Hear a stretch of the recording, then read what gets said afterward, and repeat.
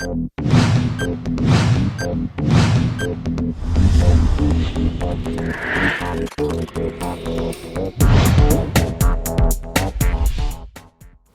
aí, galera! Professor André Alencar novamente com vocês, hoje trazendo uma dica direito constitucional para a OAB. Nosso tema de hoje será sobre o assunto extradição. A extradição é um instituto que tem regulamentação no direito constitucional e também tem algumas leis especiais para tratarem do tema, porque se refere a assuntos que envolvem também o direito internacional, já que a extradição é sempre relativa à entrega de uma pessoa que está sob a autoridade de um país para um outro país, para uma outra jurisdição. Então, essa ideia de entregar alguém a outro país é que dá a noção para a gente de extradição. E aí a doutrina costuma dividir o tema extradição em dois tipos. Vamos dar uma olhadinha aqui na tela? A extradição pode ser ativa ou a extradição pode ser passiva. Nós temos a extradição ativa quando a gente olha do lado do Estado que está fazendo a entrega, né? O Estado entrega o indivíduo. A extradição é passiva quando a gente vê do lado do Estado que está sendo... vamos melhorar isso aqui. A extradição é ativa relativa ao país que solicita a extradição. Ele faz o pedido de extradição. Lembra que a extradição nunca é uma ordem. Como envolve direito internacional e soberania dos estados, tem que ser algo acordado entre eles. A extradição é passiva para quem está sendo solicitado. Agora sim, esse indivíduo aqui é que faria a entrega. A entrega. Então ele tem aquele que é considerado um criminoso em mãos e poderia ou não fazer a entrega. A extradição, como sendo um direito relativo à relação entre estados, ela sempre é regulada pelo princípio da soberania. Então saibam que, em tese, ninguém é obrigado a extraditar. Isso, inclusive, já foi definido pelo Supremo Tribunal Federal. Pessoal, no texto constitucional não se traz nenhuma regulação da extradição ativa, quando o Brasil está requerendo a outro país que alguém seja entregue ao Brasil, que alguém seja trazido ao Brasil. Não há nenhuma regulação constitucional desse tema. É óbvio que o Brasil pede extradições, é óbvio que o Brasil solicita extradições. E aí, como não há regulamentação desse tipo, muitas vezes em prova você não pode presumir que estamos falando da extradição ativa. Então, por exemplo, todo mundo aprendeu que um brasileiro nato não pode ser extraditado, mas na condição passiva. Porque o Brasil, diariamente, claro, estou exagerando, mas cotidianamente o Brasil solicita a extradição de brasileiros natos que estejam em outros países e que venham para cá responder pelos crimes que eventualmente tenham sido acusados ou até mesmo já condenados. Então, a extradição ativa ela não é tratada pelo texto constitucional. E em prova, não é presumida. Se o examinador falar simplesmente extradição, imagine que nós estamos falando da extradição passiva. Quando é que nós temos a extradição passiva? Quando alguém comete algum crime e esteja em poder do Brasil.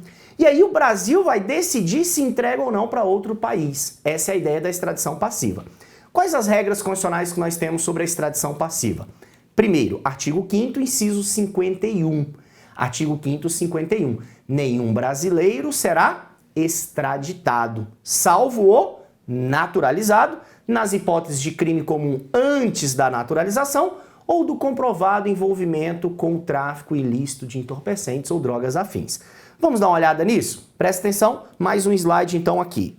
Antes disso, a gente vai lembrar o seguinte, ó, extradição passiva, ela é presumida, é dessa que nós estamos tratando no texto constitucional, tá? Sempre que a Constituição fala de extradição, está falando do Brasil no polo passivo. O Brasil no polo passivo é o que nos interessa quando estamos estudando extradição. Beleza, qual é a ideia então da extradição passiva? Um brasileiro nato, qual é a condição dele? Ele é inextraditável. Inextraditável. De qual extradição que nós estamos falando, gente? Da extradição passiva. Brasil no polo passivo, ok? O brasileiro nato nunca será entregue para cumprir pena em outro país. Não se admite essa situação para o brasileiro nato. Lembra que o brasileiro nato, ele poderia ser extraditado, então ele é extraditável ativamente, no polo ativo. Só que essa extradição ativa, ela não é contemplada em provas, ok? Então, em geral, essa extradição você pode ignorar, deixar para lá. O mais importante é essa que cai em prova, tá? Essa que cai em prova. E o brasileiro naturalizado? O brasileiro naturalizado, ele está sujeito a duas regras de extradição.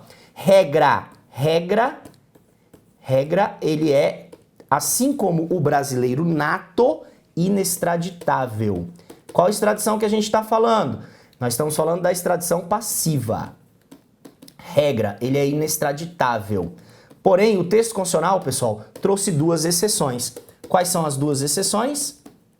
Então, exceções, nós temos duas. O crime comum antes da naturalização, ou o comprovado envolvimento com o tráfico de drogas. Já o tráfico de drogas, ele não tem menção temporal. Ele poderia ter sido cometido antes ou depois da sua naturalização. Então, ele pode ser cometido antes ou depois da naturalização. É assim que funciona a regra de extradição no nosso texto constitucional.